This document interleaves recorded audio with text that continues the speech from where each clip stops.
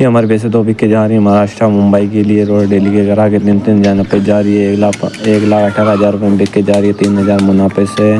बहुत अच्छी, बहुत ही बढ़िया पार्टी है। 5-6 दिन की ब्याई है। 10-12 किलो दूध तैयार है। 14 किलो दूध आराम से दे देगी। महाराष्ट्र के लिए जाएगी। अभी गाड़ी लोड होने वाली है। 2 भैंसें और ये देखें बहुत ही बड़ी भैंस है। तीसरे ब्यात की ब्याई हुई। 12 किलो 5 दिन की ब्याई में दूध तैयार है। 17-18 किलो दूध आराम से देगी। ये भी 1,21,000 रुपये में बिक के जा रही है। 1,18,000 रुपये खरीद थी हमारी। बहुत ही अच्छी भैंस है। देखें ऐसे वैसे